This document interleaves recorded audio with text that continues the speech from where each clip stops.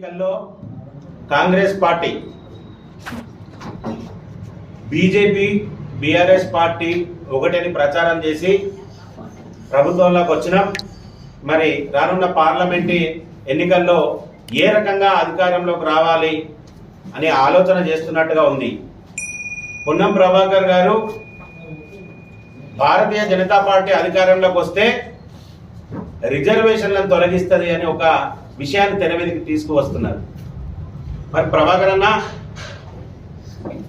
Bharatiya Janata party అధికారంలోకి వచ్చిన తర్వాత బీసీ ఎస్సీ ఎస్టీ మైనారిటీల యొక్క రిజర్వేషన్లతో పాటు ఓబీసీలో వెనుకబడిన తరగతులకు కూడా రిజర్వేషన్లు కల్పించిన పార్టీ భారతీయ జనతా పార్టీ.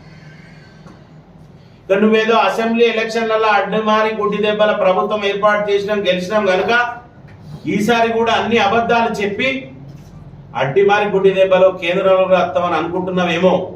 ప్రభాకర్ అన్న, ఉన్నాయి లేని అన్ని మాట్లాడుతూ ప్రజలలో నువ్వు చులకనవుతున్నావు, నీకున్న గౌరవాన్ని కోల్పోతున్నావు. ప్రజలందరూ గమనిస్తున్నారు. ఈరోజు రిజర్వేషన్లు కల్పించడంలో ఎంత చిత్తశుద్ధి ఉంది భారతీయ జనతా పార్టీకి అన్నది. కానీ మతపరమైన రిజర్వేషన్లకు మాత్రం భారతీయ జనతా పార్టీ వ్యతిరేకం. ఏదైతే మతాలను, ఒక మతాన్ని సంతుష్టీకరణ చేస్తూ వాళ్ళను ఓటు బ్యాంక్ రాజకీయంగా వాడుకుందామని మీ ఆలోచనతోటి మైనార్టీ రిజర్వేషన్లు పెంపు చేస్తామని మీరైతే ఏదైతే హామీ ఇస్తున్నారో దానికి భారతీయ జనతా పార్టీ వ్యతిరేకంగా ఉన్నది. భారతదేశంలో బీసీ ఎస్సీ ఎస్టీ సంబంధించిన రిజర్వేషన్లను గౌరవిస్తూ ఓబీసీలలో వెనుకబడిన పేదలకు కూడా రిజర్వేషన్ కల్పించిన పార్టీ భారతీయ జనతా పార్టీ అని తెలియజేస్తున్నాం.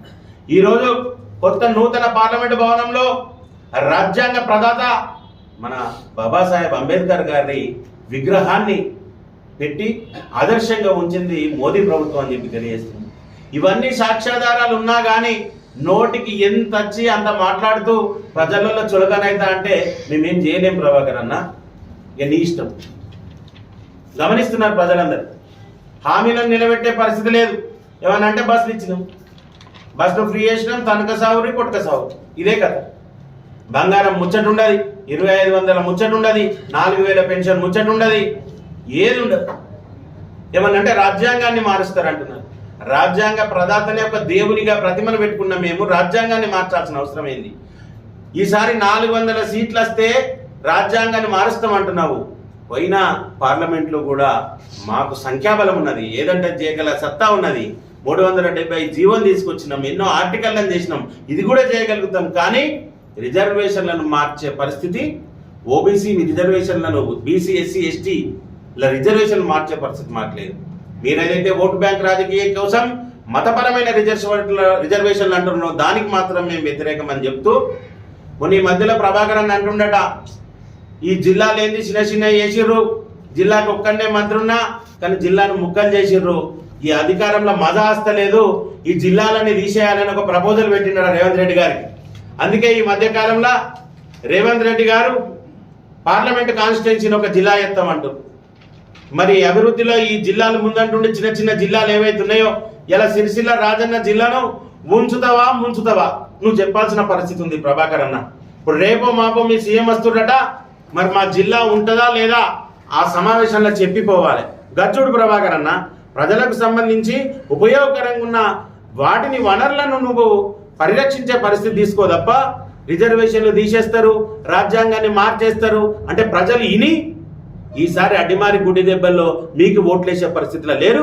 అడ్డిమారి గుడ్డి దెబ్బలో మీకు ఓటేసినందుకు ఎంత కష్టకాలం అనుభవిస్తున్నారో ప్రజలందరూ గమనిస్తున్నారు. కనుక నీకున్న గౌరవాన్ని తగ్గించుకోకు, నీకున్న ప్రజలలో చులకన కాకు అని చెప్పి భారతీయ జనతా పార్టీ తరఫున మీకు సూచన చేస్తూ, రేపు ఎల్లుండి ఏదైతే మీరు రేవంత్ రెడ్డి గారి సమావేశంలో మా సిరిసిల్ల జిల్లా ఉంటుందా ఉండదా తీసేయాలని మీరే ప్రపోజల్ పెట్టినట్టు మాకు తెలియవచ్చింది. కనుక దాన్ని క్లారిటీ ఇప్పించాల్సిన పరిస్థితి అవసరం ఎంతైనా మీకు ఉన్నదని చెప్పి భారతీయ జనతా పార్టీ నుండి డిమాండ్ చేస్తున్నాం. భారత్ మాతాకి జై.